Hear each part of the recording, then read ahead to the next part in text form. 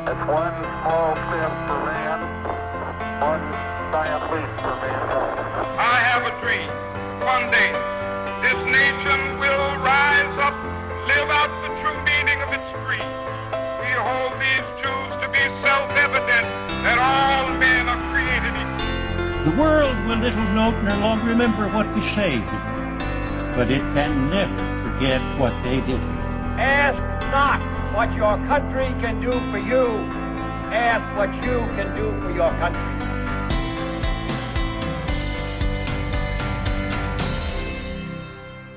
Hello and welcome to Eccentric Earth, the podcast where I, your host Amy Walker, delve into stories from across history with a guest who has no idea what the topic's going to be. And joining me this week is Nadia Castle. Hello. Hi, how are you? I'm not bad. I'm not in work anymore, so about as well as can be. Always good to be out of work. Bliss. There's nothing like coming home and podcasting. Yeah, I do that frequently. I would say gets old quick, but it's enjoyable despite the work. I'll believe you on that. I don't do this for any money, so it's got to be for the enjoyment. Perhaps one day. Who knows? So this is your first time on the show? Yes. Yeah. Normally I talk people through the format, but like we were just saying before we started, you're my first guest who's actually listened to the show before coming on. Yeah, it's like I've written you a weird fan letter saying, please let me be on your show, please. To be fair, as soon as I put out the thing saying, hey, does anyone want to come on the show? You were the first one in there, like, yep, me, please. So... Oh, God, now it sounds way more true than I meant it to. Oh. It's all good. I'm sure we'll have more people clamouring to get on the show at some point. Well, I'll still be the first. I'm going to make a thing of that. A little plaque on the wall. Yeah? The first Eccentric Earth stalker podcaster. You take your title and you run with it. That's yours. Okay. Shall we start our story? Yes. Let's see what on earth you've picked. Walter Jackson Freeman II was born on November 14th, 1895. His grandfather, William Williams Keene, W.W. Keene, was a well-known surgeon in the Civil War and one of the most famous doctors in America. His father was also a successful doctor, and as such, Freeman was determined to follow in their footsteps and become a doctor himself. He attended Yale University in 1912, which was called Yale College at the time, and graduated in 1916 with a bachelor's degree. He went on to study neurology at the University of Pennsylvania Medical School. Whilst attending medical school, he studied the work of William Spiller and idolised his groundbreaking work in the new field of neurological sciences. Is this going to be like he's changed his name years later to Victor Frankenstein or something? Oh, Frankenstein is nowhere near as bad as what this guy's going to be. Oh, no. Okay, carry on. Spiller also worked in Philadelphia, and was credited by many in the world of psychology as being the founder of neurology. Freeman applied for a coveted position working alongside him in his hometown of Philadelphia, that's why I got mixed up, and was rejected. He gained work as a pathology intern at the Hospital of the University of Pennsylvania, and in 1923 travelled to Europe to study neurology. Seems like a stand-up career so far. Yeah, nothing strange or unusual yet. Nothing off. Yeah. I'm just waiting. It's like a scene in Jaws or something. You're just waiting for it to happen. You're just waiting for the shoe to drop. Oh, yeah. 1 year later, in 1924, Freeman returned to America and travelled to Washington, D.C., and started practicing as the first neurologist in the city. He took a position as the director of laboratories at St. Elizabeth's Hospital, then a leading psychiatric institution in Washington. Working at the hospital and witnessing the pain and distress suffered by the patients encouraged him to continue his education in the field of neurology. He later described mental disorders and the fate of affected individuals as a social tragedy, and he came to believe that such disorders arose from organic causes, such as abnormal neurological function, rather than from unconscious mental processes. Okay, so was that like new at the time or revolutionary? There was some degree of debate at the time because a lot of people took the point of view of if someone's got a mental disorder, it's based in their psychology and you got to psychoanalyze it. kind of going along Freud and all things like that. You got to get in their heads and sort of learn about what's making them tick, whereas other people saw a more medical, so kind of in the very, very early days of, changing ideas about psychology. Yeah, because at the time as well, they'd look at things like syphilis and how if that went untreated, that would send you crazy and be like, well, there's a physical connection there, so perhaps all sort of neurological cases have a physical component to them. So it's still sort of going backwards and forwards over trying to figure out what was going on. We've at least moved on from giving people cornflakes. Yes, yeah. No cornflakes to stop you masturbating. I'm glad you got that, otherwise that would have sounded really strange. No, I do love that story. It's insane. Oh, I'm glad you didn't say I love cornflakes. No, I enjoy masturbating too much. Well, we've got Frosties now anyway. Civilization changes. Freeman earned his PhD in neuropathology within the following few years and secured a position at George Washington University in Washington, D.C. as the head of the neurology department. In 1926, he began teaching at Washington, D.C., both at the U.S. Naval Medical School and at Georgetown University, where he served without pay and later earned a PhD. In the same year, he was also appointed to a professor of neurology and chair of the neurology department at George Washington University. Sorry, I really like the way all these universities have presidential names, generic town names. They're just, American universities need more interesting names. Yeah, it does tend to be just bland. Town or famous president. George Washington University, Washington, D.C. Come on. By the 1930s, he had begun to use oxygen therapy as a treatment for mental illness and later experimented with various chemical treatments and began using electroshock therapy. Yeah, this is where it's going bad. The possibility of surgical intervention had presented itself in 1935, however, when Freeman learned about lobotomy. Did he, invent this, or was this just something he's come across? Well, there's a little bit of history about lobotomy coming up here, so we're going to take a little detour away from Freeman before coming back to him. Before the 1930s, individual doctors had infrequently experimented with the surgical operations on the brains of those deemed insane. In 1888, the Swiss physicist Gottlieb Buchenhardt initiated what is commonly considered the first attempt at modern human psychosurgery. He operated on 6 chronic patients under his care, removing sections of their cerebral cortexes. His decision to operate was informed by his views on the nature of mental illness and its relationship to the brain. He believed that mental illness was organic in nature and reflected an underlying brain pathology. His hypothesis was that by deliberately creating lesions in regions of the brain identified as association centers, a transformation in behavior might ensue. According to his model, those mentally ill might experience excitations abnormal in quality, quantity, and intensity in the sensory regions of the brain, and this abnormal stimulation would be transmitted to the motor regions, giving rise to mental pathology. So was this sort of carried out to try and cure them, or is this just sort of experiments? His attempt is to basically go in and mess with the brain to try and calm people down. Right. So it does sound like a supervillain, but this is with good intention. Yeah, good in air quotes, I guess. Yeah. He's not doing it just to torture people. The torturing of people is just a side effect, not the goal. Yeah, not really helping the not a supervillain cause there, are we? Buchenhardt began operating on patients in December 1888, but both his surgical methods and instruments were crude, and the results of the procedure were mixed. He operated on 6 patients, and according to his own assessment, 2 experienced no change, 2 patients became quieter, 1 patient experienced epileptic convulsions and died a few days after the operation, and 1 patient improved. So 1 out of, 6? Yeah, that's not the best results. Not really, no. I suppose when you're just, chopping up people's brains with no idea what you're doing, that's not the worst result. None of them died, which is... Well, one of them died, but... Oh, one of them had it took a while. It wasn't stick something in their brain, oh shit, he's dead straight away, so... Well, baby steps, disturbingly. Despite these results, he claimed a success rate of 50%. and presented the results at the Berlin Medical Congress and published a report.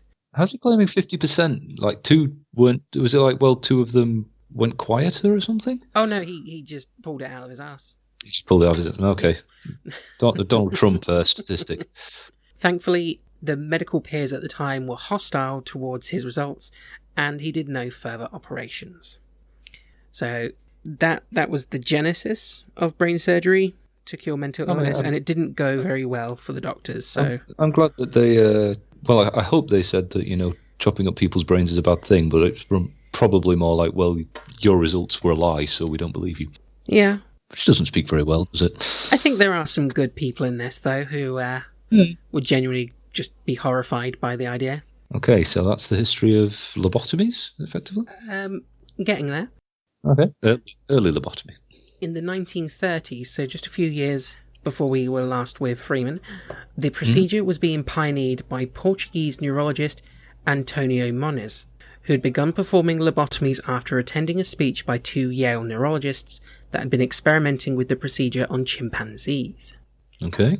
Following the procedure, one of the animals in the study experienced reduced agitation upon making an incorrect choice during a memory task. So basically, instead of this ape, to use the correct term, going apeshit, it was just calm and not really bothered, so possibly a good outcome? Possibly, it doesn't say if it just, sat in the corner and drooled the rest of the time, or tried to eat its own feet or something. That's just an unfortunate side effect, that part. Yeah, but at least it was calmer during the memory test. When Moniz asked the doctors if the procedure could be used upon people with untreatable mental ailments, the Yale researchers were reportedly shocked and appalled by the notion. Okay, so, yeah, they seem like, it's not nice experimenting on monkeys, but they've got standards. Yeah, you can't just jump from apes to humans. Exactly. Contrary to what science fiction tells us. Despite being met with disgust at the notion that lobotomies could be performed on humans, Moniz began the procedure 3 months after witnessing the talk. That's quick. Yeah, I'm surprised he waited that long. You can't just go around chopping up people's brains 3 months later. Oh, I know.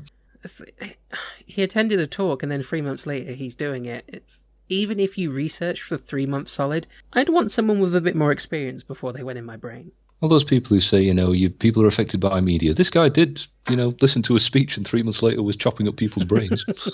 He enlisted his longtime staff member and neurosurgeon Almeida Lima to test the procedure on a group of 20 patients, mainly with schizophrenia, anxiety and depression. The surgeries took place under general anesthesia, which I guess is the only silver lining that they weren't awake for this. I was going to say, does that mean they were awake or not? No, that's when they're knocked out, so...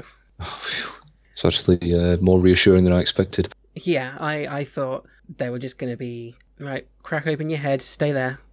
Lots of glowing orbs and test tubes everywhere. The first psychosurgery was performed in 1935 on a 63-year-old woman with depression, anxiety, paranoia, hallucinations, and insomnia.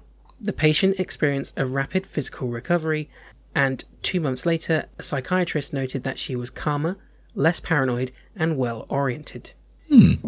So, success, apparently, for this lady. Again, like the monkeys, did this actually just calm her down, or did it do other things, or I don't know, sounds a bit vague to me, just calmer. To kind of spoiler alert some of the stuff that's going to come up, this blew my mind in the sense of lobotomies at the time. Mm-hmm. Some people were left like Jack Nicholson in One Flew Over the Cuckoo's Nest, just drooling in the corner. Some people came out calmer and different, but still themselves. Other people, it didn't seem to have any effect on them whatsoever. See, it was a real random result. Yeah, that's the go-to sort of image of the lobotomy, isn't it? Jack Nicholson sort of vegetating. Ooh, and gives me nightmares. It was a common response, but yeah, you could go in for a lobotomy and come out no different, even though they've gone in and messed with your brain, which is astounding, I think. Yeah, kind of, we still don't understand anything about the brain, and yeah, strange. In the first set of surgeries, Moniz reported a total of 7 cures 7 improvements, and 6 unchanged cases. So we're past the 1 out of 6. Yeah, it's getting better. Numbers are getting better, definitely. Moniz never performed a surgery himself, partly because of his lack of neurosurgical training, but also because he suffered from severe gout that left his hands crippled. God. So the guy who pioneered lobotomies who made the leap from apes to humans, wasn't actually a neurosurgeon. Had no training. That's a bit more reassuring. I thought he'd just started hacking up people's brains. If you skipped he didn't do it himself and just went to he had gout in his hands, yeah, pure supervillainy right there. Instructed by Moniz, Lima performed 10 of the first 20 surgeries by injecting ethyl alcohol through holes in the skull to destroy the frontal lobe of the brain. Ooh, God. Yep. Sounds horrible. Later on, they developed a new technique using a lucitome, a needle-like instrument with retractable wire loop. By rotating the wire loop, they were able to surgically separate parts of the brain. I don't think it could get worse than injecting ethanol into the brain, but then it somehow did. I think someone must have brought out like a cheese wire at a dinner, and he looked at it and went, "Wait a minute, I've got an idea." You sure he wasn't reading an old Egyptian textbook, like hooking out the brain through the nose? Oh yeah, that could have also been a part of it. Yeah. They then modified the procedure yet again by drilling holes in the front of the head and creating cores of brain matter, which became known as a prefrontal leucotomy. I like that. Modifying the procedure. What did you do? We injected stuff into the brain, then we scooped a bit out. Now we've moved on to drilling your head open. Yeah, and creating cores. I imagine like the ice cores they do in the Arctic, but with brain, which is horrifying. Yeah. Ugh. Yeah, nothing about this story is not horrifying. I'm sorry, this is your first episode, but I don't get squicked out easily. I think I watched Jigsaw the other night, and that's just like a horrible thought. Yeah, I'm normally hard to freak out, but by the end of this, I'm a bit like, I've got a new thing on my list of worst fears ever, and lobotomy is up there. So that was the first sort of quote unquote lobotomy, as it's described. Yeah, although they use the term leucotomy. Leucotomy. But it was essentially the start of what we today know as a lobotomy. Mm-hmm. So after they developed these techniques, Moniz became a mentor and idol for Freeman, who modified the procedure, renaming it lobotomy. Instead of taking corings from the frontal lobes, Freeman's procedure severed the connection between the frontal lobes and the thalamus. He did this again by drilling holes in the head and going in that way. So it's like it's still in there, but they've just... Yeah, they just cut the connections, but left it in there. A little bit of it doesn't relate to the rest of the story here, but I just thought I'd put this in as a little bit of karma. In 1939, Moniz was shot several times by a schizophrenic patient and was subsequently confined to a wheelchair for the rest of his life. God, another step forward to Doctor Doom. Although, if they're going to take you in for unwanted brain surgery, fair play breaking out and shooting the guy. You kind of got to expect to get shot in that situation. Yeah. Just, shame it wasn't by the, heroes running in to save the day. Now, because Freeman had lost his license to perform surgery himself after his last patient died on the operating table, he enlisted neurosurgeon James Watts as a research partner. Is that legal then? You're not allowed to perform surgery anymore, so you just get someone else to do it for you? Yeah, as long as he's not performing the surgery himself, the other guy can do it, as long as he's qualified. God, that sounds really shifty. Yeah, it is really shifty. I'm sorry I robbed all those banks, but I got someone else to rob this one for me? No. 1 year after the first leucotomy, on September 14th, 1936, Freeman directed Watts through the very first prefrontal lobotomy in the United States. It was performed on a housewife named Alice Hood Hammett from Topeka in Kansas. Mm-hmm. Although the medical community was skeptical of the procedure and many physicians disapproved of it, Freeman believed it would change psychiatric medicine for the better and found the popular media to be an ally in his effort to promote it. By November, only 2 months after performing the first lobotomy surgery, Freeman and Watts had already worked on 20 cases, including several follow-up operations. So they left it a while to see if it was okay before just ploughing ahead. Yeah, like this. So this was like a popular idea then? Oh, yeah. Thanks to the press, this is going to take off big. Well, thank God the press has learned never to promote silly things ever again. By 1942, the duo had performed over 200 lobotomy procedures and had published the results claiming 63% of patients had improved, 24% were reported to be unchanged, and 14 worse off after surgery. So how many years was that? 200 lobotomies? In what, a couple of years? 4 years. No, And only sorry, one of them 6 years. completed. 6 years. Oh, 6 years. I was going to say, that's kind of worrying. So what we're up to now, success-wise, 63%? It's what they claim, yeah. So we're inching up on the claims very slightly. After performing lobotomies for close to a decade, Freeman had begun to lose faith in the effectiveness of the procedure. Sorry, that's like, oh, we've performed 200 lobotomies. You know what? I'm not sure this is for me. Yeah, and the reason he wasn't too keen on it anymore, he felt that the 2-hour surgery time was taking too long. Oh, well, that's all right. Then never mind. I was going to, oh my God, I might be doing terrible things. No, wait, this is just taking a bit too long. Yeah, he is very keen to speed this up. Sorry, all I can do is sigh at that. He heard of a doctor in Italy named Amaro Fiamberti who operated on the brain through the patient's eye sockets, allowing him to access the brain without drilling through the skull. I'm one of those people who hates things going near their eyes. If I walk past a shelf at eye level, I freak out. Okay, just in case it stabs me in the eye. This story might not be for you from here on out. Oh no, I'll endure it. I'm just gonna. If you hear a loud sort of horrible noise, I've bitten the glass I'm drinking out of. Fiamberti performed the operations by forcing a thin tube called a cannula or a leucotome through the bony orbit at the back of the eye socket and injecting alcohol into the frontal lobe. So we've gone back to injecting alcohol into the brain. Yes. Freeman formulated a new procedure around the idea of entering through the eye sockets called the transorbital lobotomy.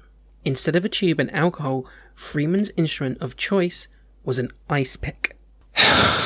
It started off sounding so nice. Transorbital, that sounds like a lovely sort of sci-fi concept. Lobotomy through the eye with an ice pick.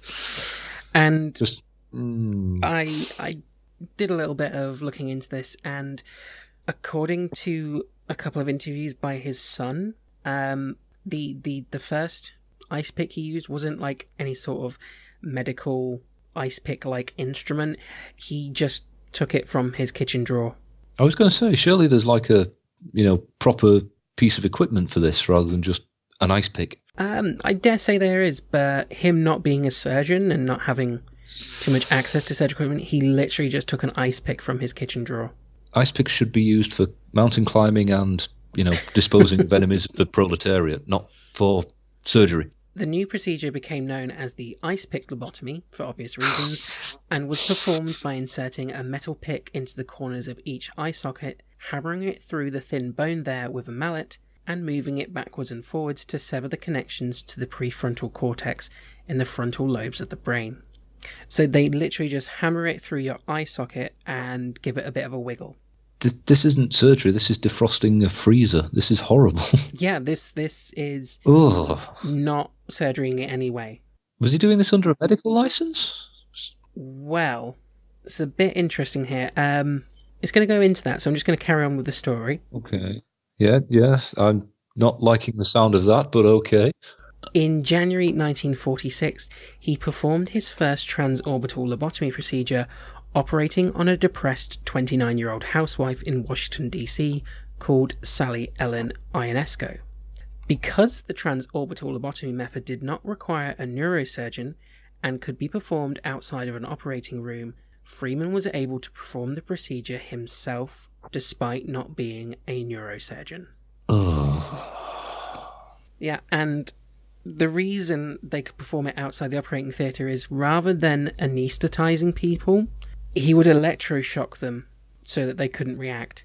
So, okay, terrible indictment of how mental illness was once treated, especially in, women of the home, where it's just like, don't worry, we'll just lobotomise you. Mm-hmm. What, did he just do this in the kitchen on the table or something? This is horrible. He, as long as he's got somewhere, I guess he can plug in his electroshock equipment. He can, come to you. You could come to his office. How could anyone think this was a good idea? I think he's gone a bit crazy with power and lust for money. Yeah, but I mean, like, who the hell would, somebody's wife is depressed, so it's like, don't worry, I'll take you to this nice doctor who'll zap you and stick an ice pick in your head? Different times? Very different. I say different times. This was 1946, so this is within living memory. We're not in the Dark Ages here. This is, that's just horrible. I was about to say fortunately for Sally, but I guess also unfortunately, the procedure was deemed a success and she was able to return to a relatively normal life. Freeman did not share his plans for transorbital lobotomy with Watts, and after Watts found him in his office performing the procedure, he argued that such procedures should not be performed in their private offices and ended their joint practice on the spot. Yeah. Hello, my fellow business partner. Why are you sticking an ice pick into this woman's head? You know what? I'm out. Yeah. Watts by no means a good person because he was performing lobotomies, but at least he has a point where he goes, okay, this has gone from possibly a genuine medical procedure to this is just monstrous. I'm out. Yeah, this is, Dr. Doom not teaming up with the Red Skull because he's a Nazi. You can, the standards here. Yeah. Oh, sorry, I've got to wonder what his face looked like when he walked in and just saw him, like, sticking an ice pick into someone on his desk. Yeah. Oh, God, that's horrible. That would be an interesting fly-on-the-wall moment. Yeah, I mean, the police would probably have a lot to say about it. Strangely enough, no, because this was not illegal. I can't believe it. Oh, if my he God. had informed consent, if people consented to this, or whoever had authority over that person consented to it, it's legal. Was it actually the people who consented, or was it, this was an unpleasant time? Yeah, and again, the story is going to go into it in a bit more detail, but because of media and the way they portrayed it, people genuinely thought lobotomies were good things, so some people willingly went for lobotomies, which is horrifying. Yeah, and surely you'd assume that there was going to be surgery or something, rather than just, please lie on my desk, I'll just clear these pictures and relax. So, the main reason he pioneered this new technique was because he wanted to shave down the 2-hour surgery window. The new technique could be performed in about 10 minutes.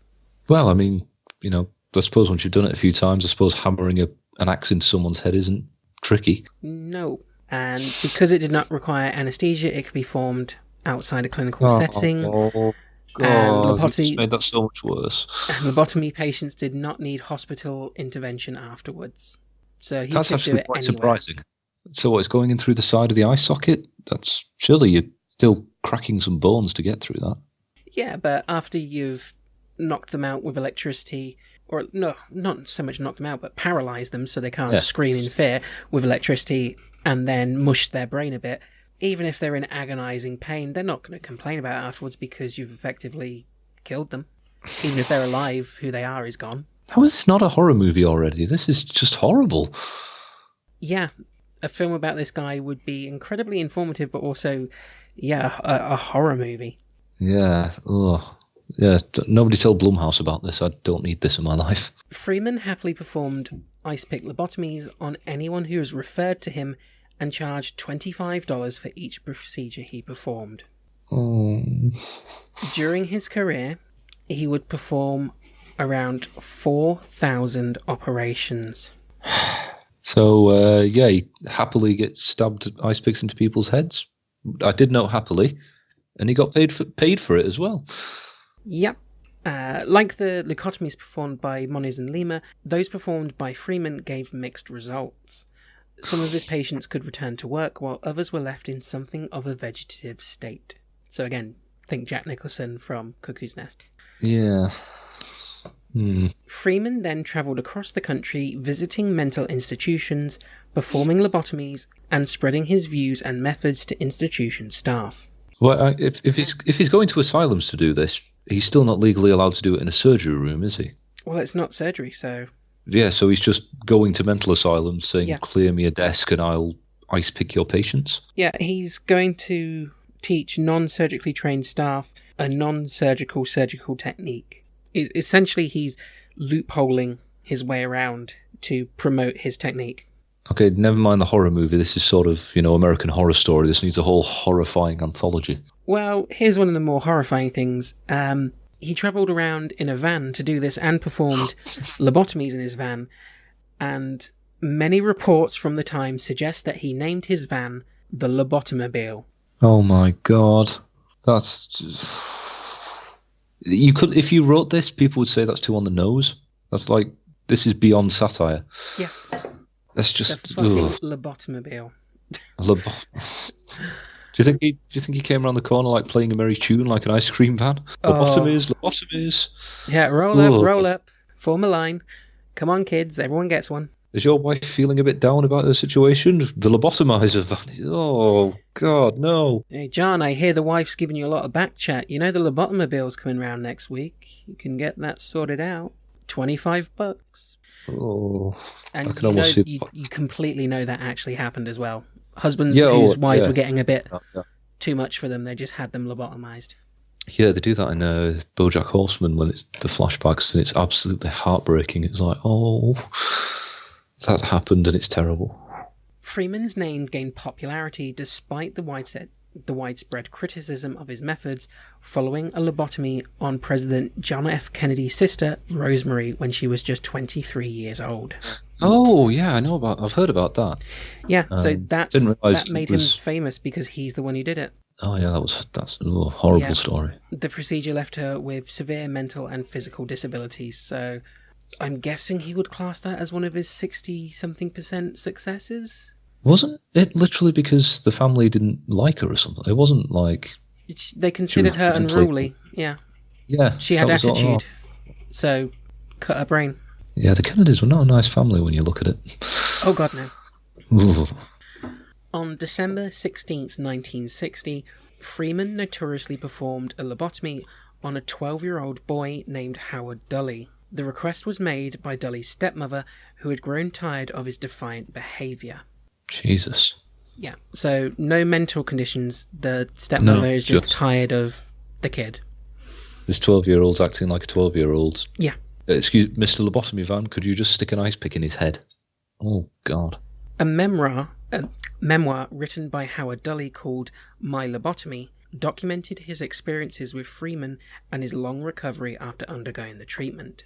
I'm glad he survived, but God. My stepmother hated me. I never understood why, but it's clear she'd do anything to get rid of me. If you saw me, you'd never know I'd have a lobotomy. The only thing you'd noticed is that I was very tall and weighed about 350 pounds. But I've always felt different, wondered if something's missing from my soul. I have no memory of the operation and never had the courage to ask my father about it. So recently I set out on a journey to learn everything I could about my lobotomy. It took me years to get my life together. Through it all, I've been haunted by questions. Did I do something to deserve it? Can I ever be normal? And most of all, why did my dad let this happen? Oh, God. When it was said his stepmom did it, I assumed his dad wasn't around anymore or something, but... No, his father was there. Jesus. Yeah. But as you can see from his writing there, a fairly good recovery considering, like, obviously he's deeply traumatized by this, but the fact that he's so coherent and has these kind of thoughts, he's not been left vegetative. So I guess a small mercy. I don't know whether if you had this happen, would that not be a mercy to not...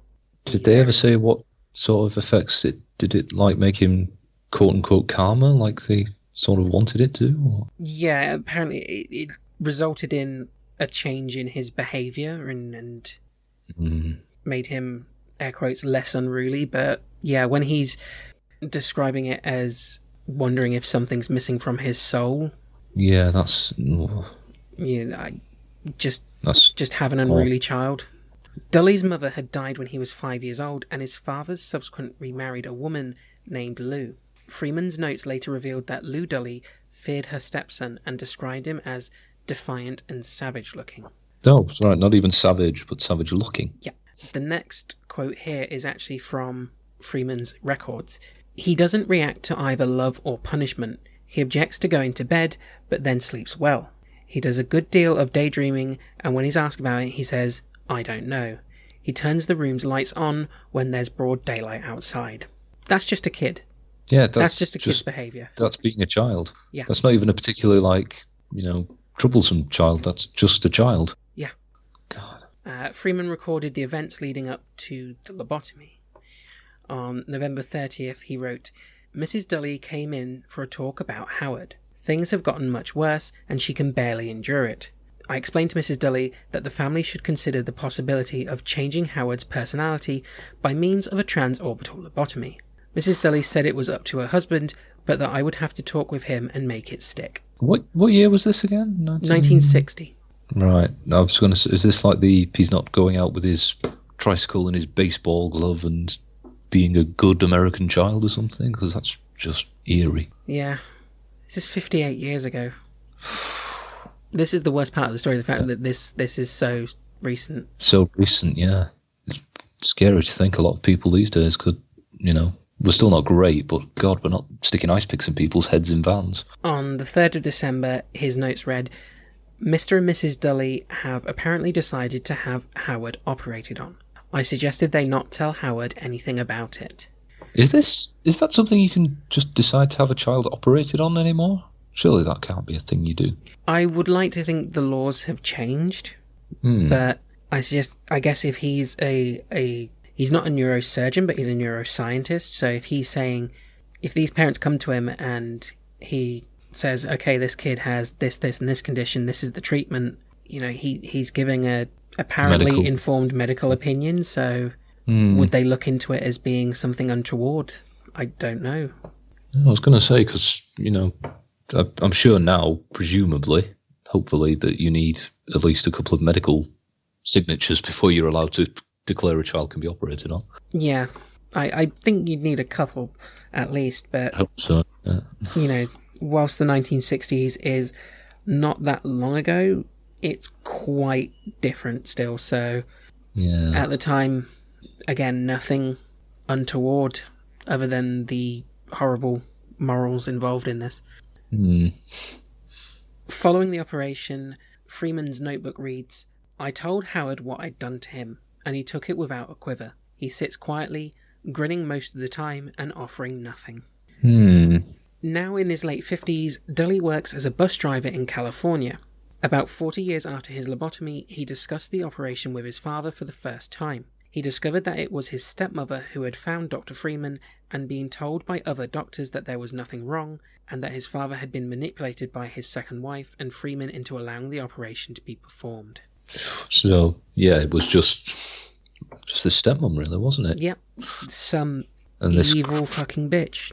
I was going to say this doctor, but he wasn't a doctor, really, was he? He was just a guy with a van. Well, he did have a medical license, but yeah, he's a nutter with a van at this point.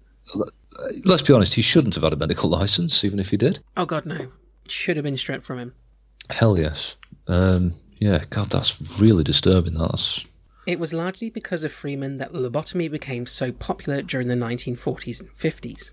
He travelled across the US teaching his technique to groups of psychiatrists who were not qualified to perform surgery.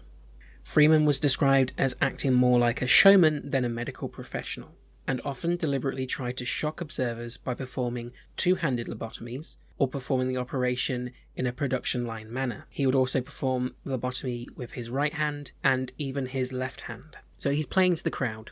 Yeah, he's more of a sort of circus master than a medical. Again, with the medical license not really belonging there kind of problem. He even had his assistants time him, so he'd try and beat his lobotomy records in front of a crowd. On one occasion, he lobotomized 25 women in a single day. It does seem to be mostly women and children who are undergoing this. Oh, yeah. I'm just saying, the 1960s, not an enlightened time. Fuck no. Yeah, there were a number of men who'd have this treatment. I'm in sure those there were. cases, there'd be people who'd probably already been committed to asylums, whereas...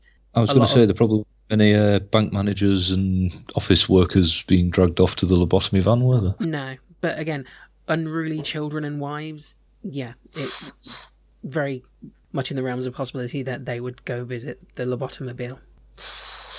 He completed his theatrical approach to demonstrating surgeries by sporting a cane, a goatee, and a narrow-brimmed hat.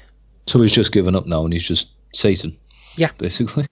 He is the classical, 5 men wander into a circus and a terrible truth is revealed. Satan. Journalists were often present on his tours of hospitals, and as such, his appearance would often end up on the front page of local newspapers. He was also featured in highly popular publications of the time, such as Life and Time magazine. Often these stories exaggerated the success of lobotomy in alleviating the symptoms of mental illness. So the press are lying through their teeth. It makes you think of, the vaccine scares and things. That's not really anything new. It's all a media circus. Yeah. And it always has. It's, comforting in a way that things don't change, but, at least they don't wear canes and brimmed hats anymore. Yeah.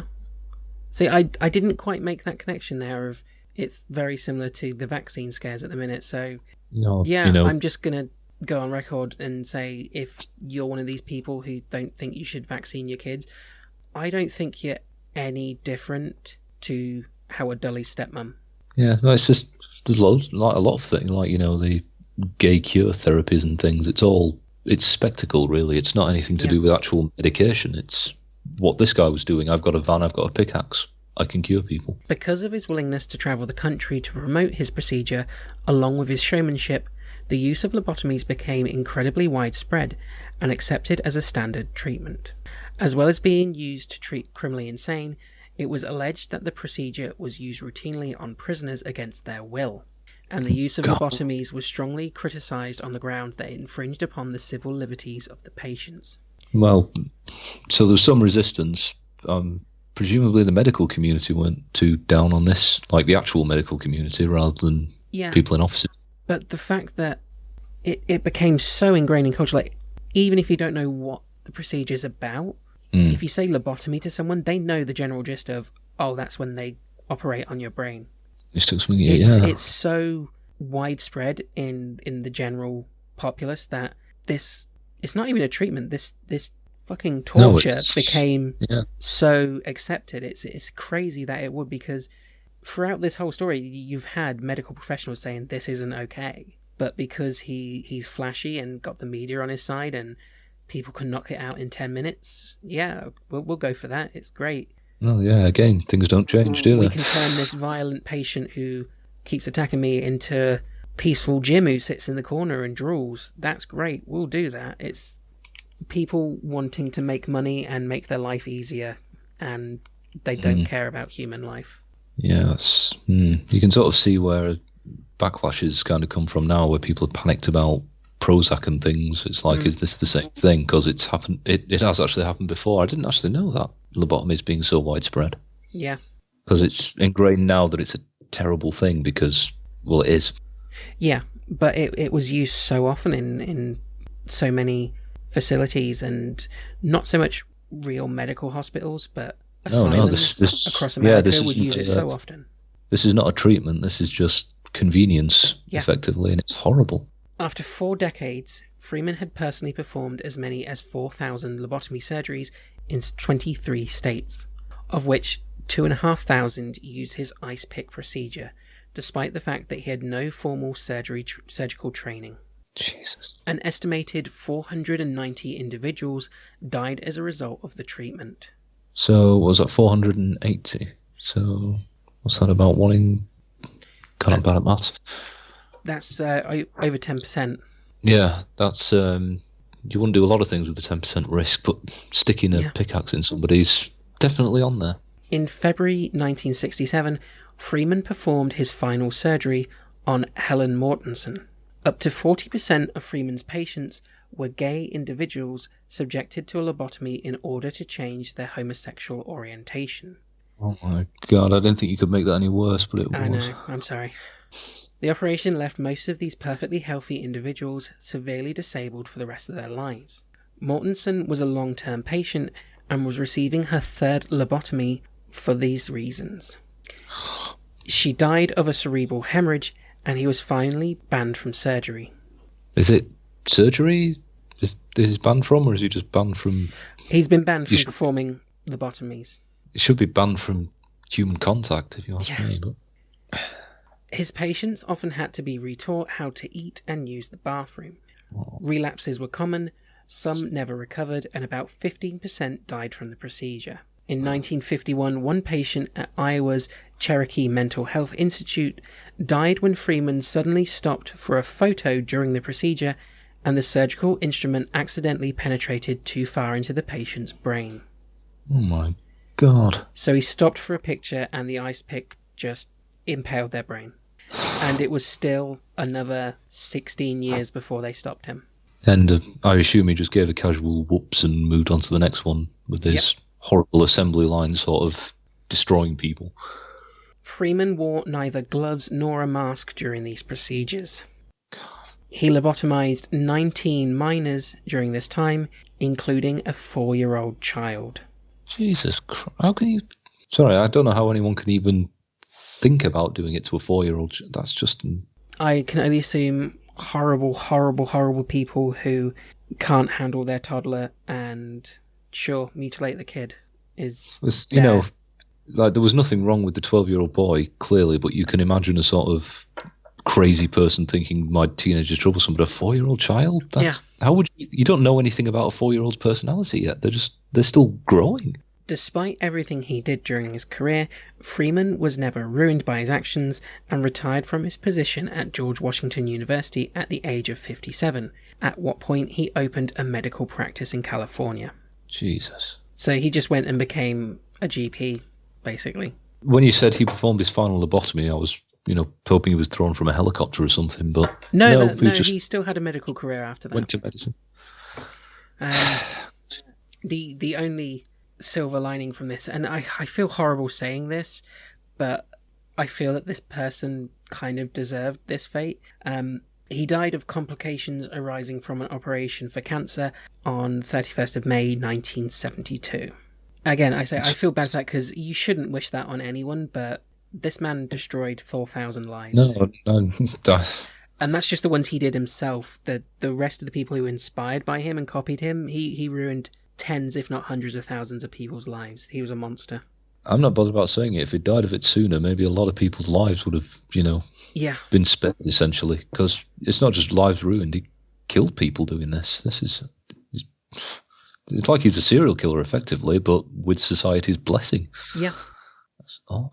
So, what, 40% of them were sort of LGBT, just deviant behaviour kind of thing? Yeah, it says up to 40% were given lobotomies to change their sexual orientation, which, considering how prevalent gay conversion therapy is today, not that surprising that back in the day when lobotomies are just, I'll just pop down to lobotomy bill to get the wife done. Of course they do this to LGBT people. They wouldn't think twice about it. Not at all. They wouldn't think twice. We've got a lot of junk science at the moment about rapid onset gender dysphoria and things, and it's just like, God, think what they would do if they could. It's horrifying. Well, that operation was 1967 when he did the third one on Helen. So it's like, 20 years after they were exterminating gay people in concentration camps? And just over 50 years ago from now. So that's... So, God. I'm not surprised they were doing that to people, because humanity is awful to itself. Yeah. And we have not come as far as we thought we have, because half of this story was within the generations that are still alive today. Depending on your age, it'll be your parents or your grandparents. They would have been around during this. We have this weird mindset that post sort of World War II, everything was fine. Everything was enlightened. No, it was not at all. But we don't really want to admit that to ourselves, so we just keep pretending it. Yeah, that's... Jesus. Well, not to sound awful, I'm glad he died at least. Yeah. With when he was born, it's like there wasn't really a chance he'd still be alive today, really.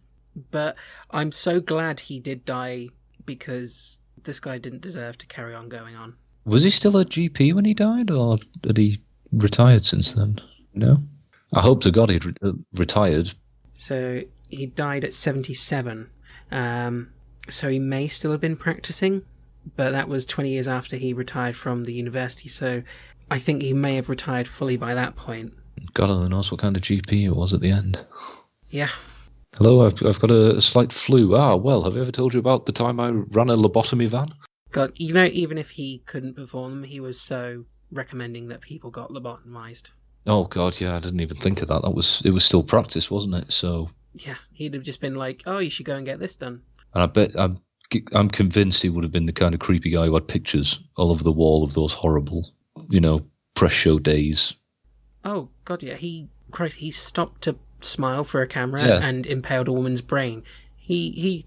It would not surprise me if that picture was on the wall. It's God, like I said, it's like if somebody wrote one of those awful airport crime books about a serial killer that did this, people would say that's ridiculous. Mm. And yet this guy was on the front page of the papers every day. This is a nightmare, man.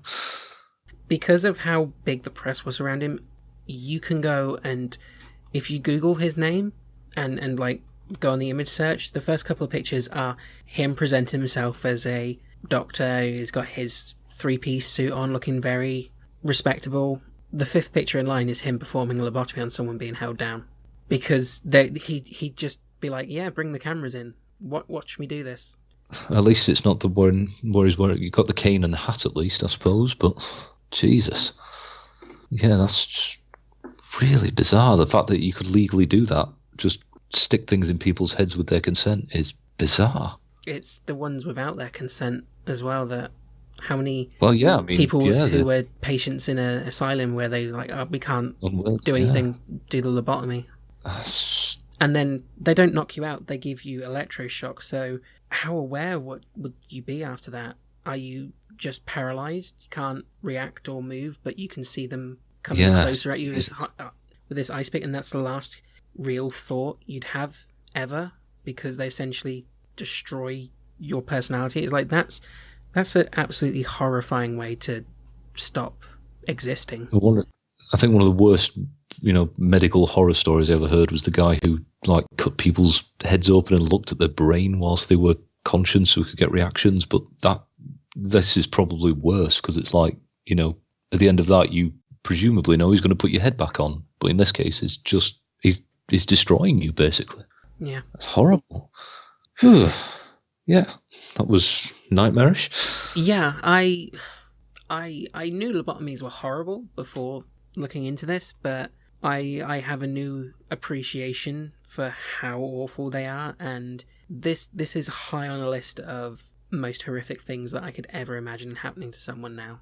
So when was it, I wonder, that we sort of realised how horrible it was, because it must have gone on for years and years afterwards. Yeah, I know things like One Flew Over the Cuckoo's Nest sort of emphasised how awful it was, but that wasn't for, 70s, 80s?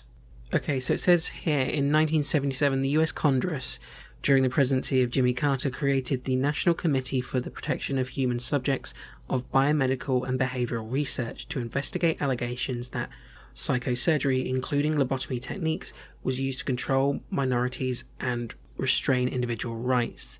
The committee concluded that some extremely limited and properly performed psychosurgery could have possible effects, so they started looking into it late 70s. Jimmy Carter doesn't get enough respect for that. He had to clean up a lot of horrible things in medical care. I think it was under him that abortion was legalised, and they stopped sticking ice picks in people's heads. He deserves more credit for this. Oh yeah, I forgot about this part as well. Moniz, who developed the leukotomy, he was given the Nobel Prize for that. Oh yeah. Of course. Yes, of course it was. Some people are calling for the prize to be rescinded, but it's still technically been awarded for lobotomies. No, that's a difficult thing to sort of... Did that procedure just stop after lobotomies, I suppose? Yeah, the leukotomy basically transformed into lobotomy because, they can knock one out in 10 minutes. You don't need the other procedure anymore. Well, yeah, it's like his was bad, but at least it was a surgical procedure in some sort of way. Yeah. This guy was just, At least you had to have a qualified surgeon to do it rather than a guy with a van. Yeah. Well, that was just horrible. Yeah. Well, welcome to the show. That's what you get. It was actually fascinating, but yeah, that bit where you just said it was mostly against, a lot of LGBT minorities and people in asylums who had no consent. It's like, God. Yeah. Thank God we live in enlightened time. Well, more somewhat enlightened times. Yeah, I would not say enlightened, it's just more than that one. It's a crawling process, but we're getting there. Well, if the listeners enjoyed this episode, you can find us online. We have a Twitter account, which is at eccentric_earth. Our Facebook is at www.facebook.com/eccentricearth. And we're on Instagram. We try and keep our social media up to date with info on new releases, as well as history tidbits and pictures of our history bunny Gohan. If you want to write in with any suggestions for future episodes or to get in contact, our email address is eccentricearth@outlook.com. We're on all major podcast providers and YouTube, so make sure you like, subscribe, follow us so you never miss an episode. And if you enjoy this show, please leave us a review. Well, it's been a real pleasure having you on. It's been enjoyable, a fresh new guest, and I'm glad you, first of all, didn't know this subject and also were okay getting through it. No, yeah. I was kind of worried you were going to pick something I knew too much about, like Spanish Civil War or something. And I just go, yeah, I know all about that, actually. But... Yeah, because I know that you got onto my show by mentioning that you listened to history podcasts, and I was like, hey, you should check this one out. A bit of self-promotion. Yes. So then when I was doing the research, I was like, oh, crap, she knows history. What can I pick? I've got to try and hedge my bets that she might not have heard certain podcasts that may have covered this or seen certain news articles that get shared online. I've got to be really careful here. You picked really well, because the other history podcast I'm listening to is the Korean War, so if you'd picked that, I'd have just been like, oh, I've just listened to 50 episodes about this. Ah, so you may know about the episode that went up a couple of days ago then, Operation Paul Bunyan. Yes, I did actually, yes. Good job I didn't give you that one. Yeah, I was going to say, you've dodged a bullet there. Well, hopefully we'll get you on again soon, because this has been a lot of fun. Thank you, yes, I've enjoyed myself. Well, thank you everyone for listening, and we will catch you next time. Bye. Bye.